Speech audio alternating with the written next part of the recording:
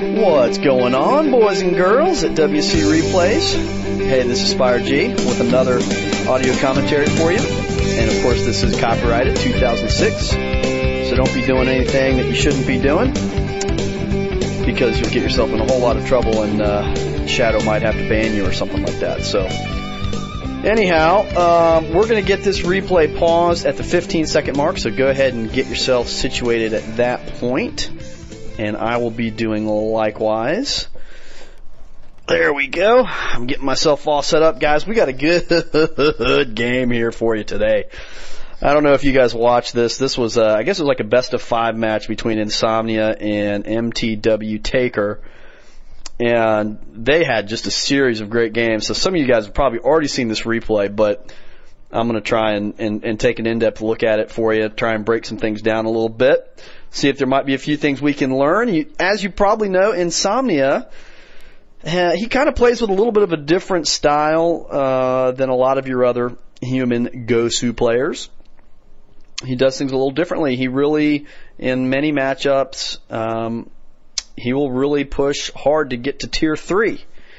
And that's something that hasn't always been the case. As you know, if you're a human player, we have, for a long time, tried to win most of our games at Tier 2. But Insomnia feels like, you know what, that's not working so good anymore. The other races have figured out how to beat all our Tier 2 stuff. And so he has decided that he's changed some things up in his game style and his build and everything. And we're going to take a look at that here. And I want to say up front a couple of things here. I recognize that we're looking at SK Insomnia here. Well, he may not be SK anymore, but you get the point. Insomnia is playing at a level that 99% of the people listening to this commentary are not playing at. And I understand that. A couple of you guys have let me know some comments in past ACs that, you know, hey, gosh, I loved what you said. I appreciate I learned from it and everything, but I just can't pull off that kind of stuff. I mean, that just takes some crazy micro, and I understand that. And this game is no different. This is no exception. You're talking about two players playing at a very high level, and a lot of the stuff that you see in these kind of replays, if you're, you know, even an above average player on BattleNet, some of the stuff, it's just going to be a little bit over your ability. You're not going to be able to exactly copy what these guys do. But you know what? That's okay. And the reason it's okay is because the people that you're playing against are also not going to be able to do the kind of things that these guys can do. So the way I look at these games and the way I'm hoping to approach these is to say, hey, look, let's take a look at this and let's see what he does that we can learn from, what maybe broadens our knowledge of the game a little bit, what gives us a little more insight, a little deeper understanding, and maybe along the way there's a few little tricks or tips or things that they do that we can put into our own games that can give us a little step in the right direction on our journey to trying to become better players ourselves.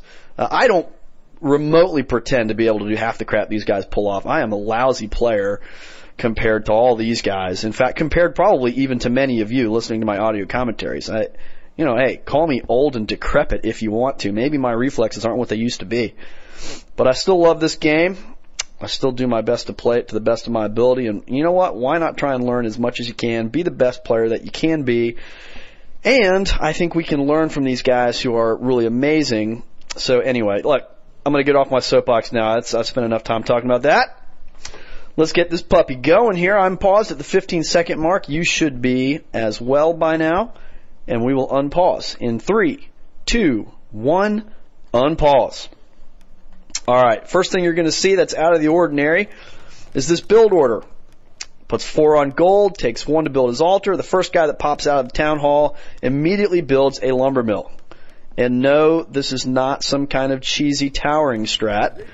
This is just a straight-up ordinary, fairly conservative, fairly versatile strategy that Insomnia is using in many of his matchups now and on many different maps. If you watch a collection of his games, you'll notice it. This is not out of the ordinary for him. This is mainstream for him.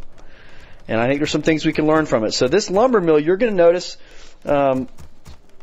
it will enable him to tech faster. He's just going to have more lumber. I mean, that's all there is to it, right? Pretty straightforward, but he's going to be able to tech a little bit faster. Now, getting to Tier 2 faster? Yes, a little bit. It's not like he's, light years faster, because getting to tier 2 is going to happen fairly quickly anyways. However, getting to tier 3 will be much easier because he's had this lumber mill up the whole game.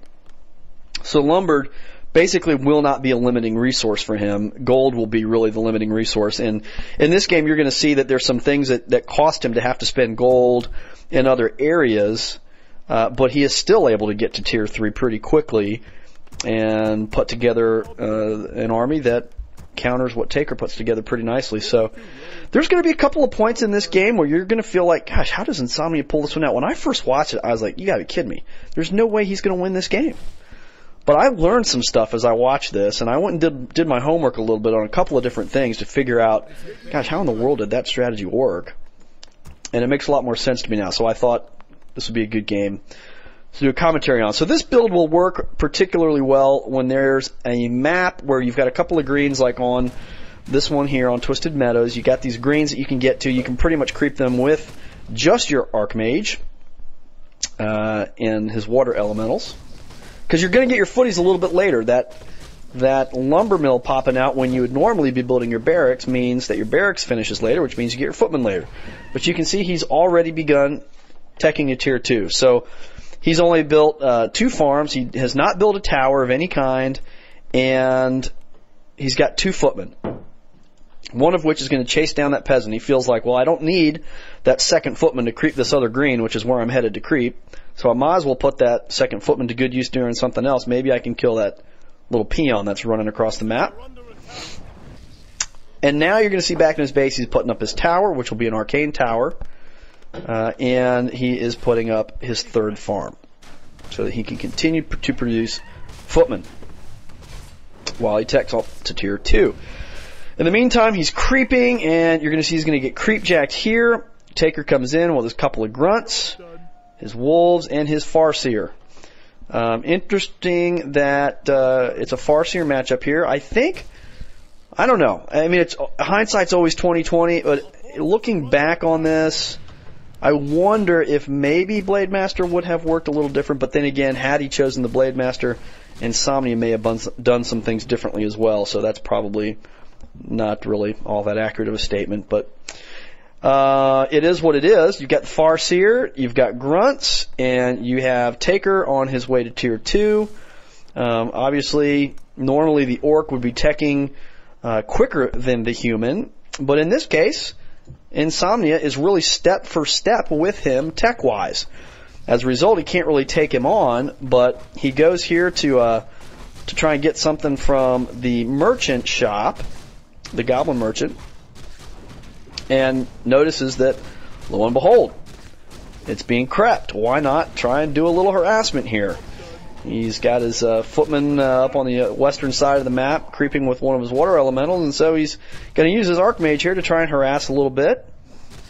And he was able, I believe, to pick off 1 grunt in this exchange. And that gave him a nice little 60 experience point boost. But he goes in here, might have gotten a little bit greedy.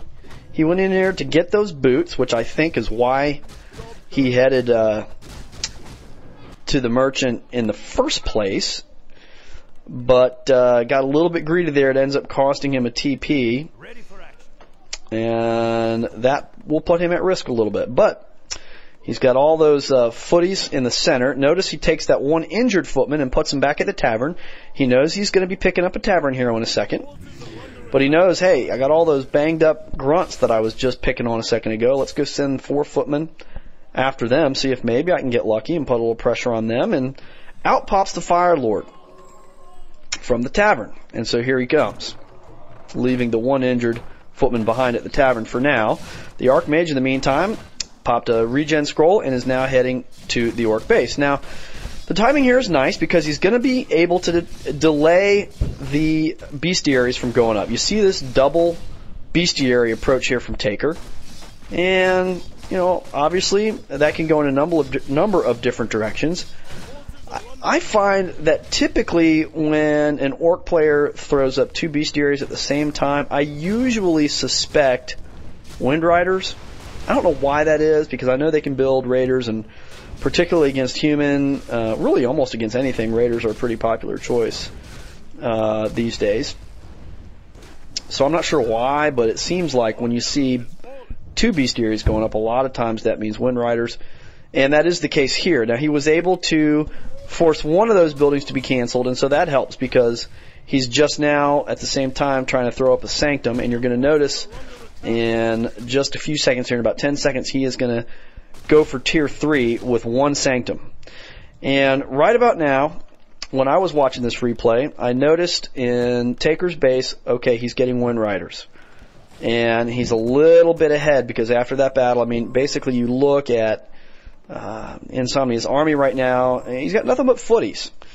You know, and granted, he's got some summons that are going to help him against those Wind Riders, but he's getting ready to pump out casters as well, and you know what Wind Riders do to casters. So I was thinking, gosh, this doesn't look so good. All it's going to take is like a creep jack here or something, and that's really going to put Taker in a really strong position.